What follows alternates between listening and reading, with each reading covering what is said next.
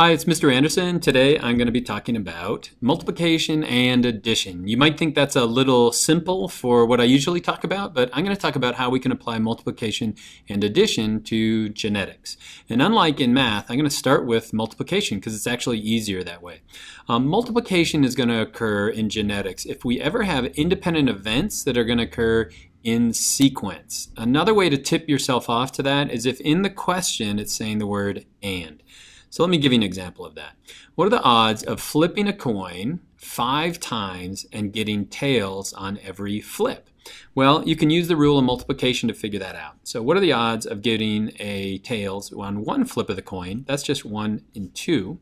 So all you do is you multiply all the probabilities out.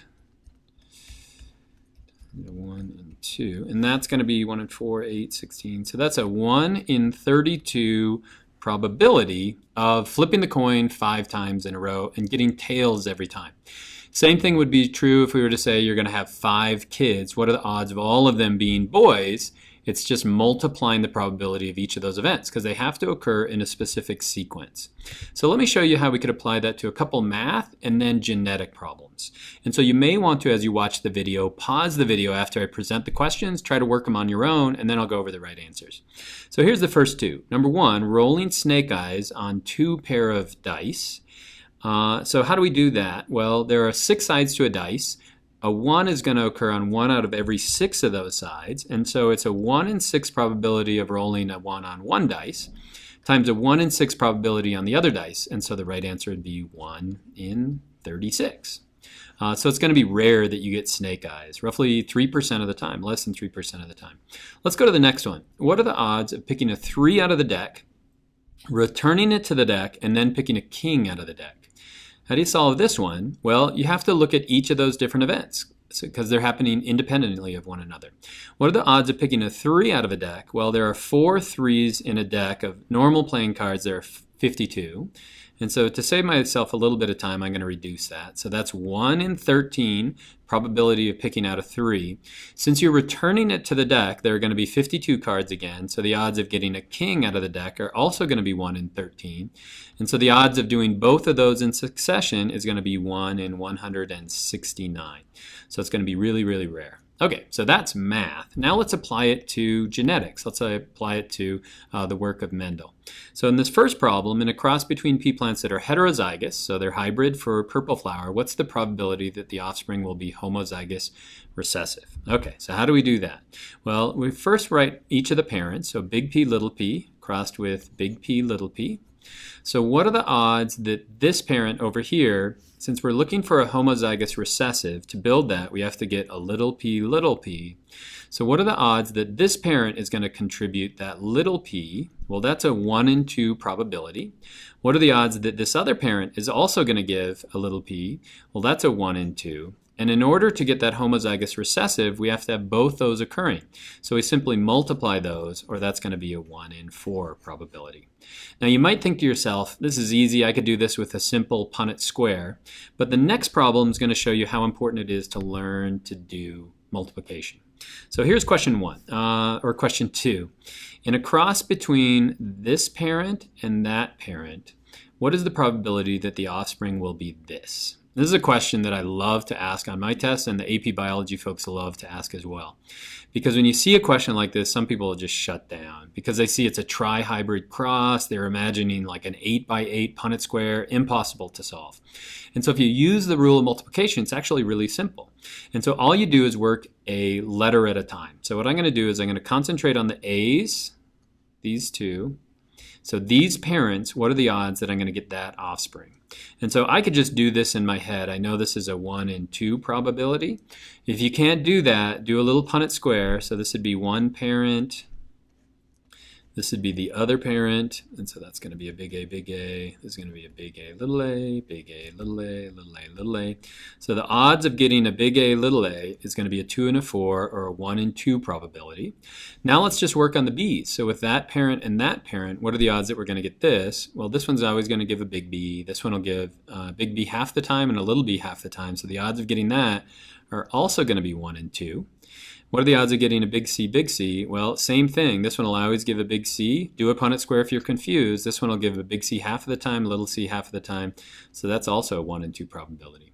So what are the odds of me getting this from those two parents? I just multiply those because all three of those have to happen. And so there's a 1 in 8 probability that you're going to get an offspring that looks like that. And so that's a solvable problem. So you should practice a few of these, but it's a good way to understand what you could get for answers and not having to build some kind of an unwieldy Punnett square. Next, let's go to addition. The rule of addition occurs, the tip-off is going to be if you see the word or in the question, but it occurs when we have mutually exclusive events, so two things that could go either way. So again, let me give you an example of that. Let's say I flip the coin again. What are the odds that I'm going to get either a heads or a tails? Well, how do you solve that? That seems, you could just answer it just thinking about the question, but what are the odds I'll get a heads? It's a 1 in 2. What are the odds that I'll get a tail? A 1 in 2. And so when I say, what are the odds of getting a heads or a tails, you can build it in two different ways, and so we're going to simply add those up. So it's a 1 in 1 probability, or a probability of 1, or 100% of the time you're either going to get a heads or a tails. So that's kind of when we use addition. Let's do a couple of math problems to kind of sort that out. Number one, what are the odds of rolling a 2 or a 5 on a 6-sided die? So again, you may want to pause the video, try this one out. What's the odds of rolling a 2 or a 5 on a 6-sided dice? Well, the odds of rolling a 2 are 1 in 6. Odds of rolling a 5 are 1 in 6, and so we simply add those together. So that is a 2 in 6 or a 1 in 3 probability of getting a 2 or a 5. Let's go to the next one, which is a little bit harder. What's the odds of picking a 5 or a heart out of a deck of playing cards? So again, we're going to be using the rule of addition. Let's start on the 5. So how many 5s are in the deck? 4. So there's 4 out of 52 probability of picking a 5. What are the odds of picking a heart? Well, there are 13 hearts in the deck. And so you may be tempted to just add 13 to it, but we've already eliminated one of those hearts because we chose the 5 of hearts. And so that's going to be 12 out of 52 since we eliminate that. And so that's going to be a 16 out of 52, which reduces to 8 out of 26 or 4 out of 13 probability that if you pick a card out of the deck, it's either going to be a 5 or a heart. Okay, so that's math. Now let's apply it to science. Let's apply it specifically to genetics. So in this question, in a cross between pea plants that are heterozygous for purple, so we're going to have the same parents here, what are the odds that the offspring is going to be heterozygous? So what are the odds? What we're looking for is an individual that is this for our offspring. Okay, so how do we do that? Well, let's first of all build it one way. So we could get, this one could give the big P and this one could give the little p. So that's a 1/2 probability, 1/2 probability of that, and so that is a 1 in 4 probability to build it this way.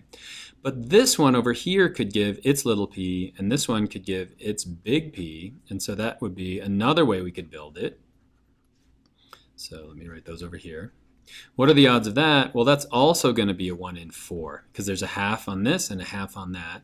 And so the question is saying, what is the probability of being heterozygous? Since we can build it in two ways, we're going to add those up. And so there's a 1/2 probability.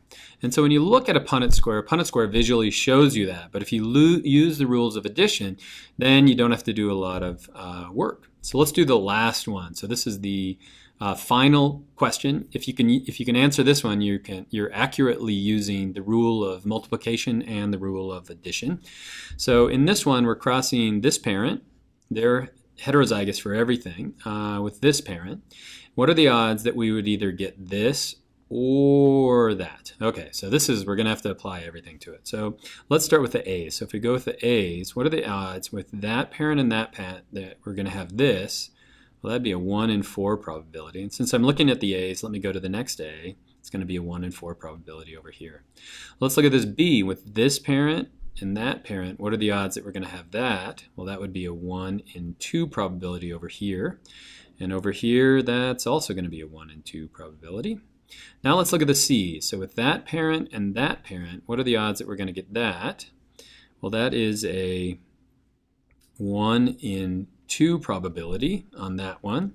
And over here, it's going to be a 1 in 2 probability as well. And so what are the odds that we're going to have both of those? Well, this one is going to be, I'm just checking again to make sure I have that all right. Yeah, looks good. So we're going to multiply these all up. So that's a 4th times, so that's an 8th times 16, so 1 in 16. Odds over here, we're going to add that up because we got the or in there. So that's going to be a 1 in 16 over there. So it's going to be a 2 in 16 or a 1 in 8 probability that we're going to get that. And so again, if you can apply the rules of multiplication, if you can apply the rules of addition to genetics, it's going to make your life a lot easier. And I hope that's helpful.